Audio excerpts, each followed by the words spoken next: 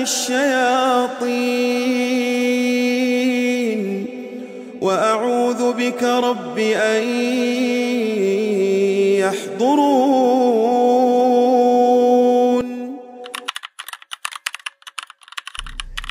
Assalamualaikum, salam sejahtera. Terima kasih kepada pendengar dan subscriber Abel Seram Channel. Abel doakan kita semua dipanjangkan umur, dimurahkan rezeki dan diberi kejayaan di dunia dan di akhirat. Okey, Abel ada terima cerita daripada salah seorang sahabat kita daripada Kuching, Sarawak. Beliau adalah daripada keturunan kaum Bidayuh. Nama dia Greg. Greg ni dia ada share cerita seram yang berlaku kepada dia. Menarik cerita dia. Ada beberapa kisah lah. Tajuk pertama adalah hantu perempuan di rumah. Okey be, ini kisah yang berlaku dekat rumah family saya di Batu Kawar. Di Batu Kawar di Sarawak lah. Taman perumahan saya rahsiakan demi kesejahteraan rakyat di sana. Dan kami telah tinggal di situ sejak tahun 1988 lagi. Sewaktu saya berusia 4 tahun lagi, kami telah tinggal di Batu Kawar. Pada masa itu, perumahan kami terletak paling jauh di hujung Batu Kawar dan tak nampak daripada jalan raya sebab kawasan rumah kami ini dikelilingi oleh hutan. Kena masuk simpang dan jalan dalam 100 meter barulah akan nampak rumah dan perumahan kami. Kisah berlaku pada tahun 1933 apabila ibu saya jatuh sakit. Agak teruk jugalah, ibu dah kurus pada masa itu. Ketika itu saya masih kecil dalam darjah 3 dan tak reti apa-apa sangat. Ibu saya dah buat pemeriksaan di klinik kerajaan tetapi semuanya normal. Yang peliknya, masa ibu saya berada di kampung, dia okey sahaja, dia sihat sahaja. Tapi kalau dia balik di rumah di Batu Kawar, dia akan menjadi sakit dan jadi tidak sihat. Jadi semasa di kampung kami ikhtiarkanlah untuk berubat cara kampung dengan seorang tok moh ataupun dukun. Apa yang saya ingat, selepas berubat di kampung, tok moh ini kena pergi juga ke rumah kami di Batu Kawar. Untuk apa saya pun tak tahu. Yang saya ingat, masa tu saya ditinggalkan di kampung bersama dengan mendiang nenek dan pakcik untuk dijaga oleh mereka berdua. Untuk pengetahuan Abel, pada masa itu sangat susah untuk kami balik ke kampung kerana kami berada di puncak Borneo. Walaupun jarak dari taman perumahan ke kampung tidaklah jauh mana, tapi disebabkan pada masa itu kami tidak mempunyai kenderaan, tidak mempunyai kereta atau motor, jadi kami balik pun setahun sekali dengan menaiki bas. Setelah beberapa hari, ibu saya dan juga tok moh tadi balik semula ke kampung saya. Bila saya korek-korek cerita, rupanya tujuan sebenar tok moh tadi pergi ke rumah kami di Batu Kawar adalah untuk cuba menghalau ataupun berunding dengan makhluk halus, iaitu seekor makhluk perempuan yang terdapat di situ. Dan punca ibu saya sakit adalah disebabkan oleh makhluk tersebut. Tapi menurut tok moh tersebut, si hantu ini tidak mahu keluar sebab dia dah duduk di sana sudah lama. Maknanya makhluk ni tak nak keluar sebab alasan dia tempat tu adalah tempat dia dan benda ni dah tinggal dekat situ dah berpuluh-puluh tahun, mungkin beratus-ratus tahun lah kot. Namun begitu, kami bersyukur selepas itu perlahan-lahan ibu saya sembuh kembali.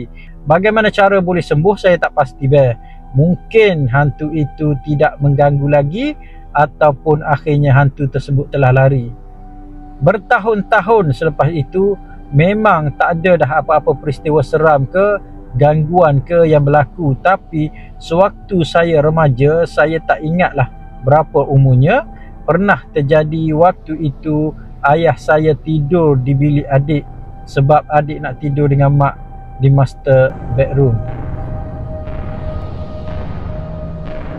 Masa ayah baru sahaja nak pejamkan mata, lepas itu dia buka mata sekejap-sekejap sebab seperti ada sesuatu yang berada berhampiran beliau. Tiba-tiba muncul satu sosok perempuan berdiri di hadapan ayah. Ayah saya ni jenis tak banyak cakap. Keesokan harinya dia pun merenjis, iaitu merenjis air yang telah didoakan oleh padri kerana saya ini beragama Kristian.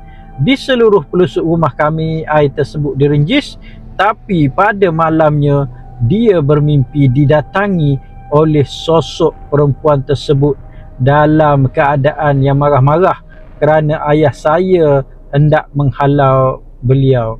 Kisah ini ayah saya tidak ceritakan kepada saya, dia ceritakan dekat adik saya, jadi adik saya yang ceritakan kepada saya. Selepas itu dah tak ada apa-apa dah berlaku, semuanya aman damai sehinggalah tahun 2020. Waktu itu adik perempuan saya baru bersalin anak pertama, dan bila umur baby ni baru sebulan 2, dia asyik-asyik menangis pada tiap-tiap malam sampai adik saya ataupun emak ibu tersebut kebingungan. Jadi kami ambil keputusan untuk memanggil padri untuk berdoa untuk baby ini. Jadi tak lama kemudian datanglah seorang padri untuk doakan baby ini. Tapi keadaan masih tak berubah. Baby masih menangis tiap-tiap malam. Akhirnya adik saya cuba panggil seorang padri lagi. Yang ni adalah padri yang agak terkenal di kalangan kami kerana kelebihan beliau yang telah banyak menyembuhkan orang yang mengidap sakit misteri ataupun masalah-masalah yang berkaitan dengan unsur-unsur makhluk halus. Pada mulanya, padri tersebut agak keberatan untuk datang ke rumah kami kerana bukan terletak di bawah pentadbiran gereja tempat beliau bertugas. Tapi disebabkan kasihan, beliau datang juga pada masa itu, tambah-tambah pada masa itu juga susah nak bergerak kerana PKP. Sewaktu beliau datang ke rumah kami, padri ini kata makhluk halus yang perempuan yang saya cerita tadi telah marah-marah sebab nak dihalau keluar oleh beliau. Rupa-rupanya selama ini makhluk perempuan ini masih tinggal di rumah, di mana tempat tinggal dia adalah pada sebuah patung burung yang diperbuat daripada tanduk kerbau yang kami letak di atas almari ruang tamu, dan dialah yang selalu mengganggu baby tersebut. Patung burung ini diberikan oleh makcik saya yang telah duduk lama bersama kami sebelum ini semasa beliau masih bujang lagi, dan masa tersebut beliau telah menyimpan patung burung ini dan memberi kepada kami semasa beliau hendak berpindah. Dan masa ini juga kami tidak pernah syak apa-apa pun. Masa itu makcik saya memang senang nak dapatkan hiasan yang unik-unik tersebut kerana dia bekerja sebagai seorang sales girl menjual kraft tangan dan barangan antik. Jadi atas nasihat padri tersebut, kami pun mula membakar patung tersebut. Menurut kata padri tersebut, makhluk halus itu telah keluar daripada patung tersebut dan keluar daripada rumah kami dalam keadaan yang marah-marah. Setelah satu rumah ditabur dengan garang kasar yang telah didoakan, ajaibnya anak buah saya iaitu si baby itu selepas itu dah tidak menangis pada waktu malam-malam. Selepas kejadian itu, isteri saya pernah menceritakan tentang perkara ini kepada kawan baik dia, dan kawan baik dia cakap dia pernah nampak ada seorang perempuan berdiri di sebelah kereta saya di luar rumah semasa dia hantar barang kepada isteri saya, tetapi beliau tidak nak ceritakan pada masa itu kerana waktu tersebut sudah hampir senja. Sebab itu selepas dia ternampak makhluk perempuan itu, dia tak nak dah pergi ke rumah kami pada waktu senja-senja. Kalau nak hantar barang ataupun apa-apa keperluan, beliau akan datang pada waktu pagi. Okey Abel, setakat ini saja dulu. Selepas ini nanti saya akan share pula pengalaman saya bekerja di sebuah balai polis. Terima kasih Abel. Saya doakan Abel dan sekeluarga sentiasa sihat dan dimurahkan rezeki. Amin amin ya rabbal alamin. Terima kasih daripada sahabat kita Greg di Sarawak. Abel nak cerita satu lagi kisah yang Abel baca daripada Google. Salam saudara-saudari, nama aku Linda, tapi kawan-kawan aku dekat KL ni suka panggil aku Mek saja. Aku ada satu cerita pengalaman aku dan keluarga aku semasa kecil-kecil dahulu di suatu daerah di Kelantan. Patutlah nama Mek. Tapi sekarang tempat aku tinggal ini dah jadi bandar dah. Rumah aku tingkat nombor 2 di atas papan dan di bawah simen. So kalau jalan kuat-kuat, arwah ayah aku akan berdehem kuat. Tandanya dia marah kalau ada sesiapa berjalan kuat, hentak-hentak papan dia akan bising. Okey, cerita pertama Mek. Ni baru kisah pertama dia. Belakang rumah aku ini ada rumah sewa. Sepupu aku namanya Kak Han tinggal di situ. Pada satu malam semua orang dah tidur, sedang aku bersembang-sembang dengan sepupu yang seorang ni namanya Kak Sah. Tiba-tiba aku terdengar ada orang panggil nama aku. Aku tanyalah Kak Sah, Kak Han ni belum tidur lagi ke? Tak pernah pula dia panggil nama aku tengah-tengah malam ni. Aku masa tu dalam darjah 5. Tak fikirlah bukan-bukan, terus buka tingkap. Bila aku buka tingkap, aku nampak dia sedang berdiri dekat pintu rumah dan memandang aku. Aku tanya dia, Kak Han ni belum tidur lagi ke? Kak Han ni dia tak menjawab, dia senyap saja. Aku hairan, panggil aku tapi diam pula bila aku keluar. Aku nampak dia ni macam kabus-kabus je dekat kawasan dia berdiri itu. Dah puas tunggu dia tak jawab, aku pun tutuplah tingkap. Besok paginya aku tanyalah Kak Han, Kak Han kenapa panggil aku malam tadi? Tapi bila aku keluar, aku tanya Kak Han tak jawab pula. Jadi masa ni Kak Han ni dia tak mengaku. Dia cakap dia tak panggil pun aku dan dia tak keluar pun pada malam tersebut. Jadi aku terus terdiam. Kawasan rumah aku tu walaupun dikelilingi banyak rumah orang, tapi malam-malam memang seram. Mak aku cakap bekas isteri jiran aku dulu ada bela hantu raya. Sampai sekarang tak diambil orang. So merayau-rayau lah hantu raya tersebut.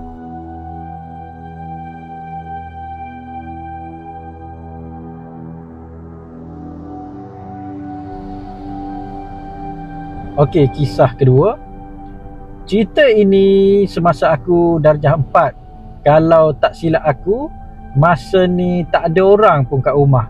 So aku tidurlah sorang-sorang kat bilik paling hujung di bahagian belakang. Sebelah bilik aku dapur yang memisahkan dengan tingkap. Jadi nak intai siapa yang ada kat dapur, aku buka sahaja tingkap tersebut. Pada satu malam, tengah-tengah malam yang sunyi, aku terdengar bunyi orang tengah susun pinggan. Aku tahu tak ada orang kat dapur sebab ianya gelap. Kalau ada orang, mesti buka lampu. Bunyi susun pinggan dekat rak itu dekat saja terdengar dengan katil tempat aku tidur. Aku dah berpeluh dah masa ni, fikir siapalah di sebalik dinding bilik aku ni, bahagian dapur lah maksudnya. Nasib baiklah masa ni tak keluar bunyi lain. Jadi aku pejam mata kuat-kuat sampai aku terlelap tidur dalam ketakutan pada malam tersebut. Malam keduanya pula, jeng-jeng, ada bunyi susun pinggan lagi pada waktu itu. Dalam diri aku yakin, aku confirm benda tu nak ganggu aku. Sebab time yang sama tengah-tengah malam menyusun pinggan mangkuk. Siapa nak susun pinggan mangkuk dalam gelap tengah-tengah malam buta? Tanya aku di dalam hati. Malam ketiga dah tak tahan sangat sebab bunyinya makin kuat pula. Terus aku terjun daripada katil dan berlari ke ruang tamu, tidur sekali dengan mak ayah aku. Pagi besoknya ayah aku tanya, kenapa tidur di sini? Aku tak jawab apa-apa sebab aku takut nak cakap ada hantu. Confirm mak ayah aku tidak percaya. Sampai sini dulu ya, nanti Mek sambung lagi. Dan menarik juga cerita Mek ni. Okey, ada cerita ketiga ni. Tajuk dia Penunggu Rumah Pusaka. Yang ni Abang baca dalam Miss Diary Meremang. Kali ini aku nak cerita pengalaman aku sendiri tentang rumah pusaka. Rumah pusaka ini bukanlah rumah family aku, tapi rumah pusaka abang ipar aku. Rumah ini terletak dekat Kampung Puah, Setapak. Kawasan rumah ini memang semuanya rumah kayu kampung, walaupun Kuala Lumpur. Tapi bila aku pergi sana, rasa macam aku bukan berada di Kuala Lumpur. Rasa betul-betul macam duduk di kampung. Abang rasa ni Kampung Puah ni Abang tahulah kot. Tapi setahu Abang nama dia Kampung Puah Seberang. Sama ke tak sama tak tahulah. Dulu abang stay dekat Setapak, dekat Heritage, di tepi sungai. Dan belakang sungai tu ada sebuah kampung lah. Dalam tengah-tengah bandar raya Kuala Lumpur ni, dalam tengah-tengah panggil dekat sebelah tu ada Taman Datuk Senu. Lepas tu ada Highway Duke. Lepas tu belakang tu ada apa tu, bangunan-bangunan pejabat-pejabat. Tengah-tengah tu dia ada satu kampung lah, nama Kampung Puah Seberang. Abang tak tahu Kampung Puah ni sama tak dengan Kampung Puah Seberang. Dulu selepas aku kahwin dengan abang ipar aku ini, dia orang ambil keputusan untuk tinggal dekat rumah pusaka tersebut. Sebab rumah itu pun dah bertahun kosong selepas arwah mak abang ipar aku meninggal dunia. Rumah itu pun memang dah diwasiatkan atas nama abang ipar aku. Bila dia orang ni dah berpindah ke sana, aku selalu jugalah datang jenguk-jenguk akak aku yang seorang ni. Selalunya weekend aku akan selalu pergi ke sana. Rumah itu agak besar. Daripada jauh tengok rumah macamlah rumah yang baru dibuat. Padahal dah lama dah rumah itu wujud. Tapi yang tak bestnya, rumah itu bila masuk je rasa macam suram je rasa rumah itu. Tapi okeylah, sebabnya dah lama sangat rumah ni kosong. Dalam rumah itu penuh lagi dengan barang-barang family abang ipar aku. Nak dijadikan cerita, time cuti sekolah suatu hari, aku pun pergilah ke rumah akak aku itu. Saja nak lepak di sana dalam seminggu dua. Sebenarnya mula-mula aku datang ke rumah itu okey je, tak adalah gangguan ataupun apa yang pelik. Walaupun jiran ada juga yang bercerita pasal kejadian seram dekat rumah itu, dekat rumah akak yang aku maksudkan ini. Malam itu aku cakap dengan akak aku nak tidur kat bilik depan. Kira macam master bedroom lah. Dulu bilik itu bilik arwah mak bapak abang ipar aku. Pakaian arwah pun masih ada lagi, tersusun elok je dalam almari. Selalunya bila aku datang, aku tidur bilik lain. Lagipun aku tengok akak aku tak tidur bilik itu, baik aku yang tidur pada malam itu. Aku pun landing lah nak tidur sambil mendengar radio. Sebelah tingkap bilik aku itu ada pokok jambu besar. Tengah syok aku dengar radio, tiba-tiba aku dengar bunyi burung gagak betul-betul kat tepi tingkap. Aku pun buat bodoh je lah. Ada ke sebenarnya bunyi burung gagak malam-malam? Rasa dekat maghrib kan, burung gagak banyak nak tidur tu dia bunyi berkicau-kicau kan. Lepas pada dengar suara burung gagak itu, aku dengar macam ada orang goncang pokok tersebut dengan agak kuat. Sampai daun dia pun kena tingkap bilik aku. Aku buka lah tingkap dan nak tengok apa benda. Bila aku tengok, tak ada apa-apa pun. Bila aku tutup tingkap balik, aku nak tarik selimut dan aku nak tidur. Masa baru lelap nak tidur, aku terdengar bunyi tapak kaki orang berjalan dekat luar tingkap. Macam biasa, bunyi tersebut seperti berpusing-pusing. Aku syak, memang ada perompak yang datang. Aku pun selubunglah dalam selimut, tak bergerak langsung. Lepas tu aku dengar ada orang ketuk tingkap aku banyak kali. Aku yang ada dalam selimut ni menggigil berpeluh-peluh. Jangan cakaplah, memang dah basah lenjun. Tapi lama kelamaan bunyi tersebut senyap. Tak ada dah bunyi orang ketuk tingkap. Aku pula cuba pejamkan mata aku kuat-kuat, dan tiba-tiba aku rasa ada orang tarik selimut aku daripada tingkap. Dah keras macam mayat dah aku pada waktu itu. Aku pegang je selimut aku kuat-kuat. Orang itu tarik lagi, bukan macam terus sentak tau, tapi tarik slow-slow. Dalam waktu itu, masa tengah takut ni, aku terfikir, kalau perompak, apa kejadahnya dia nak tarik selimut aku daripada tingkap tersebut. Otak aku terus teringat pasal cerita rumah itu yang ada saka family abang ipar aku. Yang jiran situ pula pernah cerita kat kakak aku hari itu. Itu yang berlega-lega dalam fikiran aku pada masa itu. Beliau ni duk berfikir-fikir pasal hantu rumah ni. Tiba-tiba selimut beliau ni dah tak ditarik dah. Dah tak ada dah orang tarik selimut. Korang tahu apa pula yang terjadi pada masa itu? Aku dengar bunyi tapak kaki orang berjalan dalam bilik tersebut. Korang pun mesti dapat bayangkan kalau jalan kat dalam rumah kampung atas lantai kayu macam mana bunyinya kan. Nasiblah, dari tadi memang aku menghadap ke arah dinding.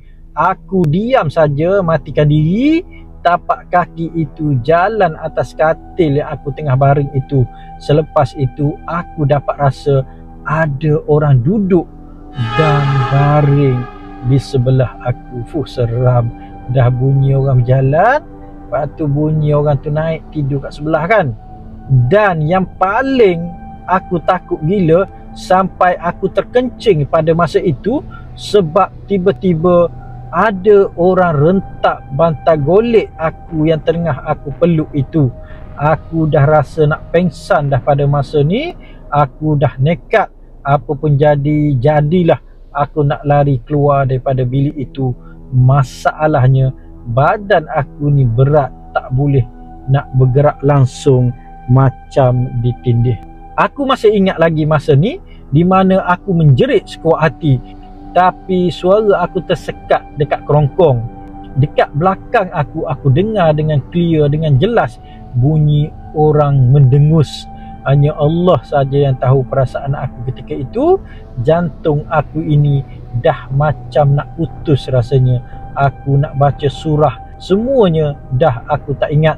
Last kali aku teringat nak azan, aku pun azanlah kuat-kuat dan banyak-banyak dalam hati aku. Bila kaki aku dah mula boleh bergerak sedikit, aku terus paksakan badan aku untuk bergerak sekali.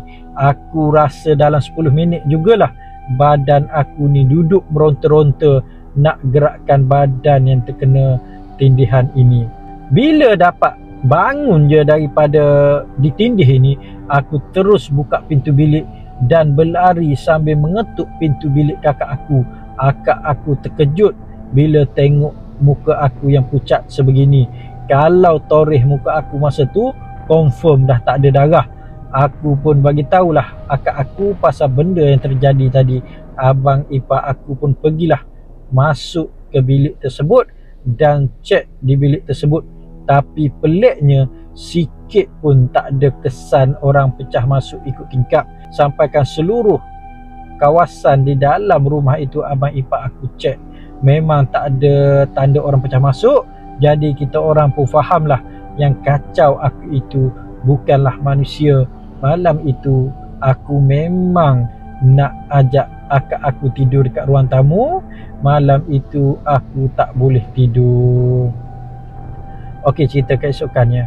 Esok pagi, maksu abang ipar aku datang. Aku ceritakan kisah pengalaman yang semalam yang aku kena kacau. Maksu itu bagi tahu aku sebenarnya tak ada siapa yang berani tidur dekat bilik arwah.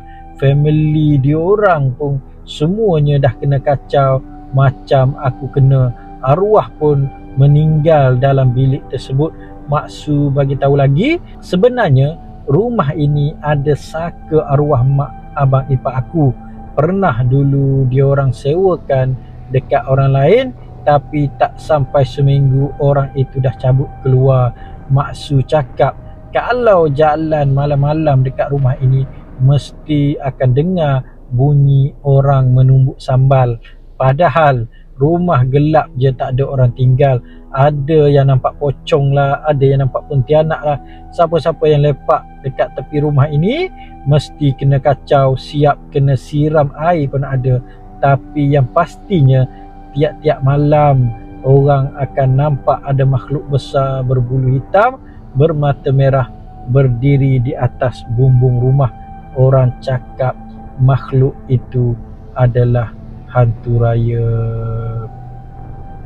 Okey, itulah cerita yang diceritakan oleh Mayang Mengurai. Ui, seram juga cerita ni ya.